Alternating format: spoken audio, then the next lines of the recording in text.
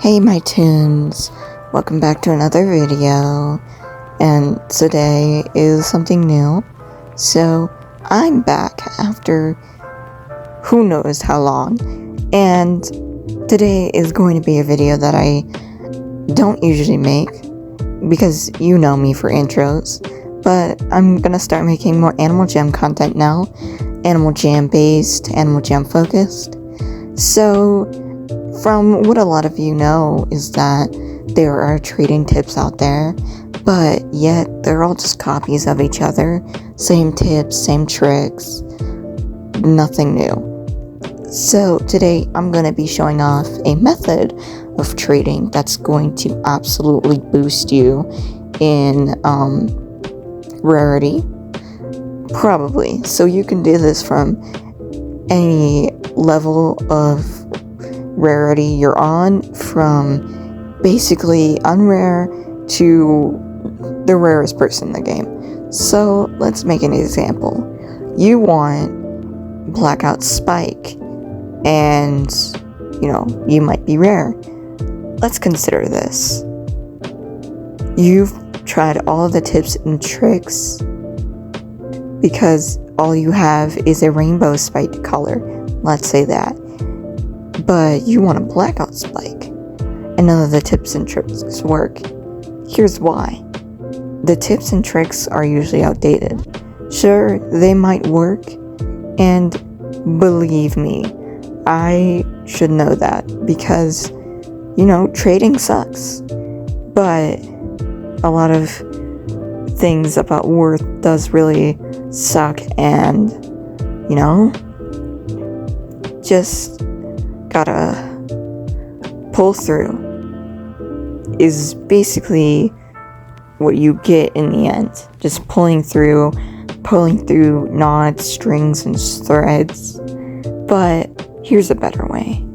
And before I do get started, I should let everybody know here that this video right here that you're watching right now is not going to be an email scam like most videos you've seen for rare stuff on Animal Jam, or just the same old tips and tricks you've seen over and over again. No, don't worry. I'm not going to be doing that.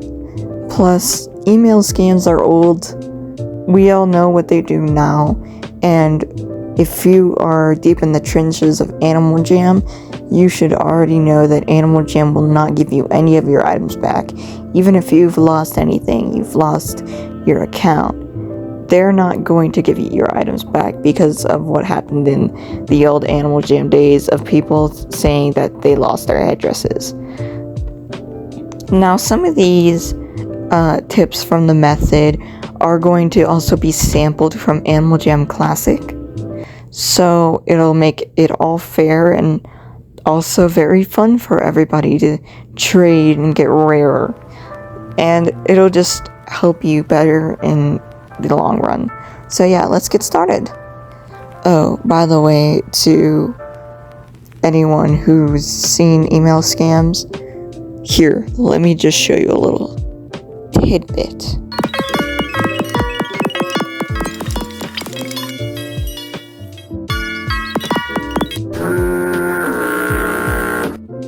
So let's proceed.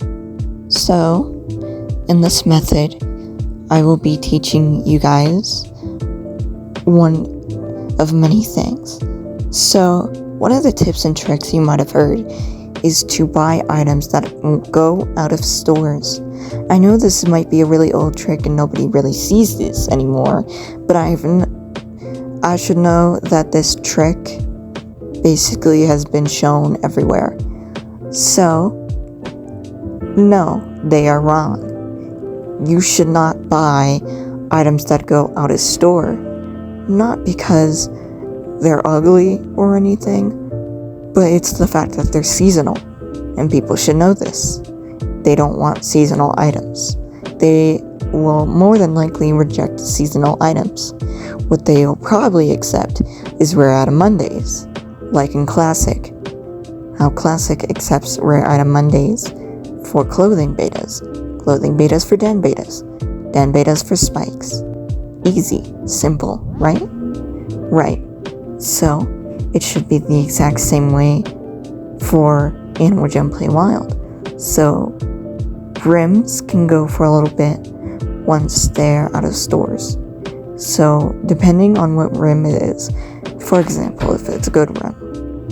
And like good rims comes Leilani items and other things of the sort.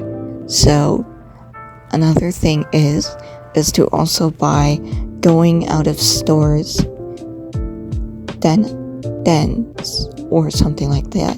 Basically, den bundles. And den bundles will usually get you a few good clothing items. Why? Because usually when den bundles go out of stores in the Sapphire shop, the den items can usually go for a little bit more, considering some people do like to collect, make dens, etc. And clothing items usually cover those den items very well.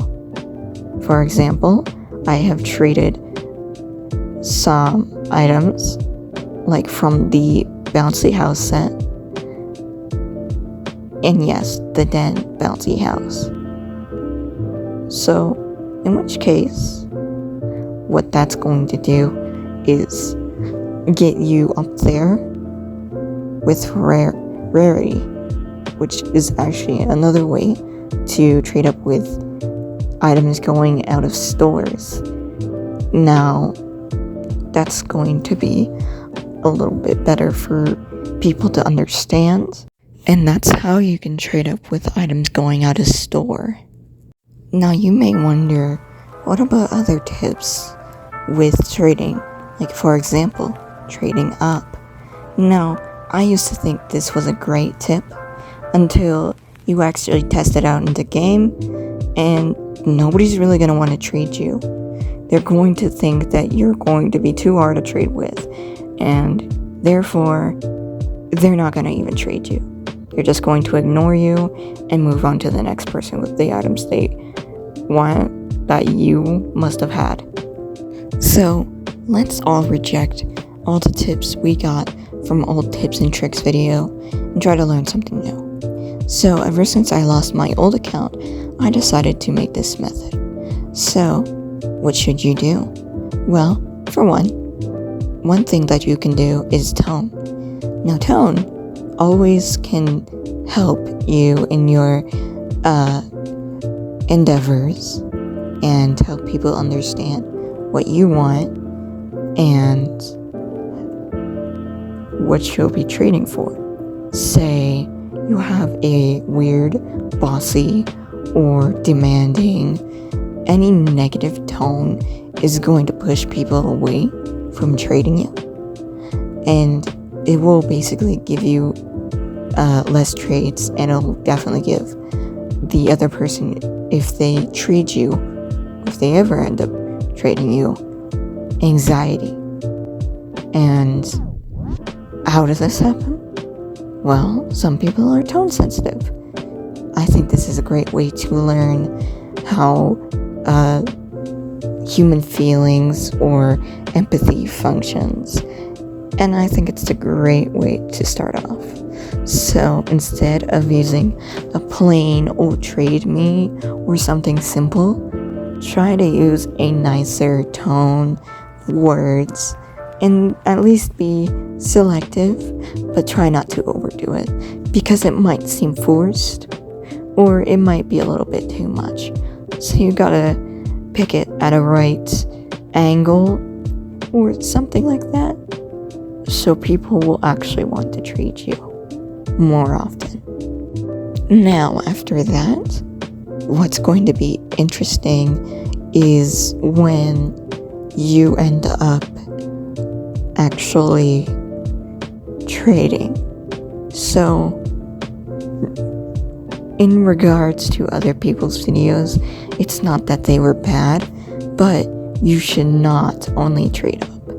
Only trading up is going to ruin the chances of you getting more trades, more good trades actually. So instead, trade down too. Now, that's what I've done in most of my chats.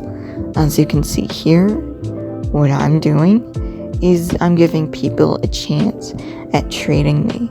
So, as long as they're fair and they give me a good trade that I want to accept, and even if it's under or over, I will more than likely accept. And it's a good trade, and it's a good way to let people know that you will not be too complicated to trade with. Now, when you get to trading, you should have at least good stuff on your list, but it can be anything. So it does not matter what you have on your list. So, let's say you might have a few bad stuff on your trade list, and the thing is, I will tell you this, don't be afraid to trade up, and don't be afraid to trade down. This should go for a lot of jammers, because they only seem to want to trade up. I understand that you might want to get rarer, but only trading up really messes up your chance with getting something like, Force Gauntlets.